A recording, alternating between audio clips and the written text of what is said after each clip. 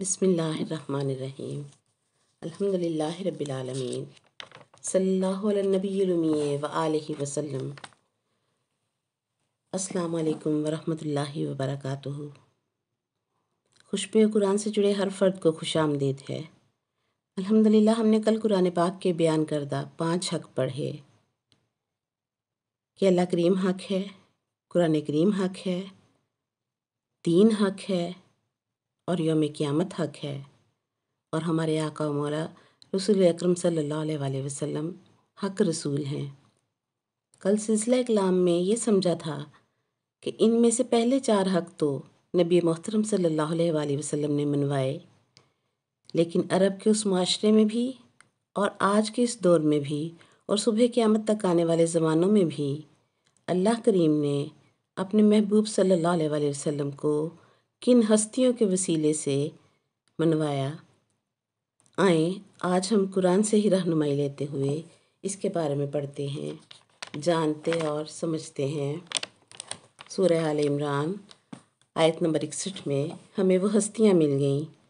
جنہوں نے ہمارے آقا و مولا صلی اللہ علیہ وآلہ وسلم کو منوایا، اور اللہ پاک نے اس سارے واقعے کو قرآن میں لکھ کر، قرآن میں بیان فرما کر صبح قیامت تک آنے والے لوگوں کو سوچ اور فکر دے دی کہ دیکھو میرے نبی کے دور میں بھی ان ہستیوں نے ہی میرے نبی کو منوایا،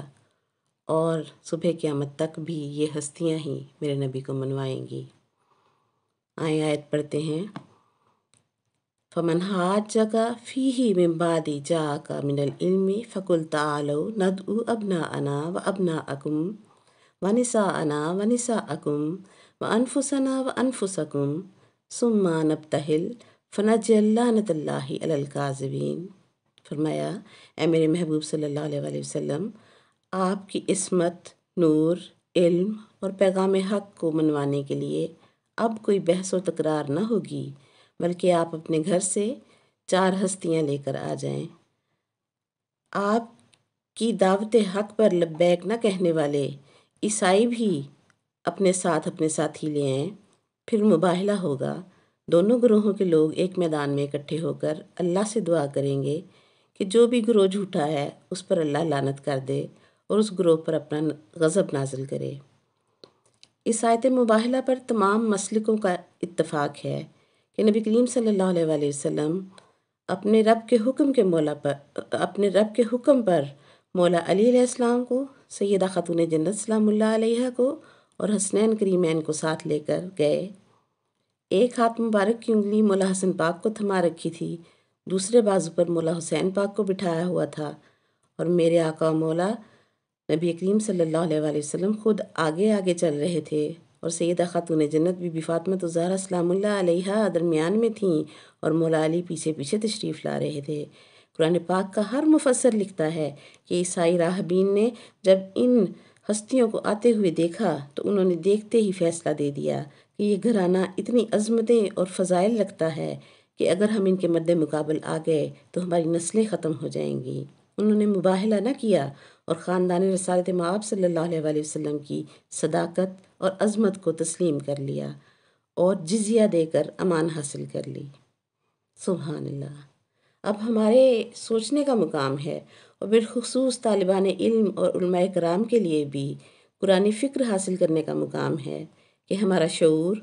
اور ہماری نسبت و عقیدت اپنے نبی مکرم صلی اللہ علیہ وآلہ وسلم اور ان کی آل پاک کے لیے ان عیسائیوں سے بھی زیادہ گئی گزری ہے۔ ہمارا معاشرہ آج بھی اس شجرہ طیبہ کی عظمت کو سمجھ ہی نہیں پا رہا۔ خدا کے لیے دل کی اس بیماری پر توجہ دیں، فکر کریں۔ آل عمران کی اس 61ویں آیت کے آگے قرآن 62 نمبر آیت میں فرماتا ہے ان ھذا لھو القصص الحق، بے شک یہ قصہ مباہلہ حق ہے، اور ہر قرآن پڑھنے والے کو بتا دیا کہ میرے نبی کو جن 4 ہستیوں نے منوایا اور منوا کر گھر لے کر گئیں، ان 4 ہستیوں کے نام علی، فاطمہ، حسن اور حسین علیہم السلام ہیں۔ اسی لیے نبی مکرم صلی اللہ علیہ وآلہ وسلم اور یہ ہستیاں یعنی آل محمد صلی اللہ علیہ وآلہ وسلم 1450 سال پہلے بھی اور آج بھی اور صبح قیامت تک کسوٹی بنا دی گئیں کہ جو ان سے احترام کے رشتے میں ہوگا اسی نے اس زمانہ میں بھی رسالت کا ادب کیا،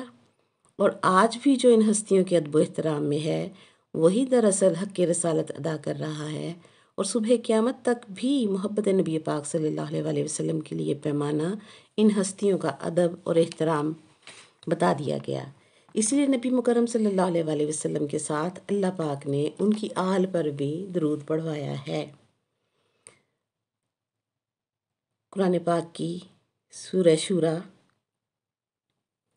آیت نمبر 23 میں اللہ رب العزت نے اپنے محبوب صلی اللہ علیہ وسلم سے کہلوا دیا کہ اے میرے محبوب صلی اللہ علیہ وسلم،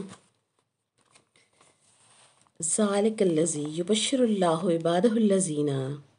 آمنوا وعملوا الصالحات، میں اللہ ہو کر ان مومنین کو مبارک دیتا ہوں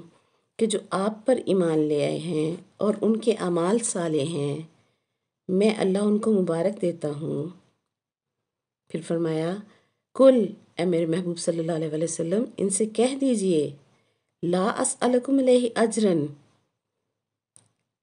نہیں میں سوال کرتا اپنی 23 سالہ محنت دین کے لیے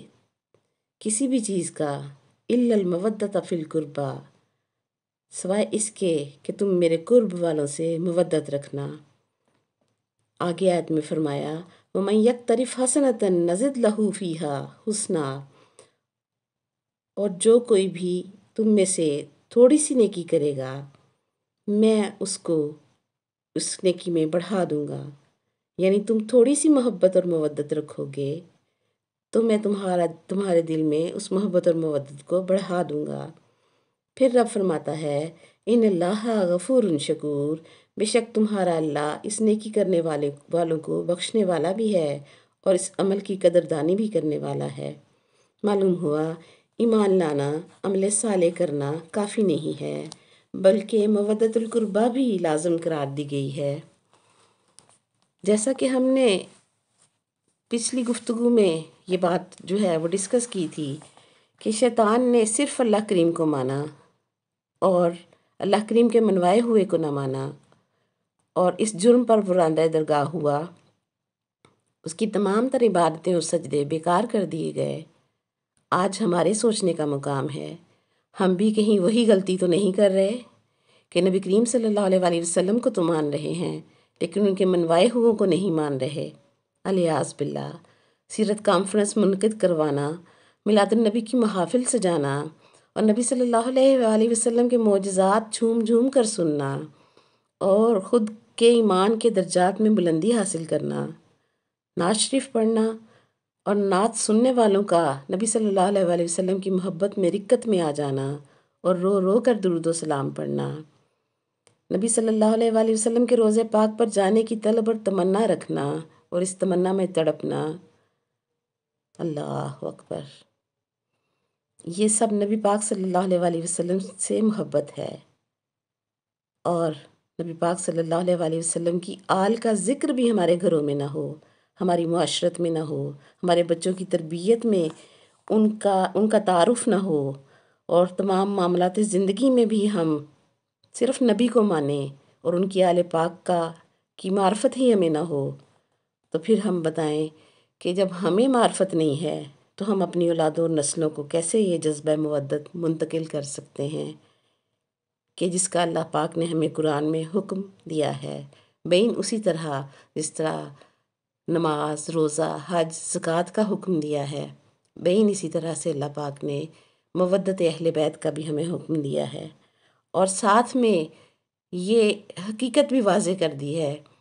کہ تھوڑی سی تم کرو گے تو میں تمہارے دل میں زیادہ بڑھا دوں گا، اور پھر میں کیا کروں گا، تمہیں بخش کے تمہاری قدردانی کروں گا۔ مجھے تو اس آیت پر اتنا پیار آتا ہے، یہ آیت پڑھ کے مجھے اتنا سکون ملتا ہے کہ میرا دل کرتا ہے اور میرا دل اس بات کی گواہی دینے لگ جاتا ہے کہ ہمارا دین کتنا آسان ہے اور ہمارا رب ہمارے ساتھ کتنی محبت کرتا ہے، ہمیں کتنی آسانیاں دے رہا ہے کہ قرآن جس گھر میں نازل ہوا اس گھر والوں سے اپنا رشتہ مضبوط کر لو،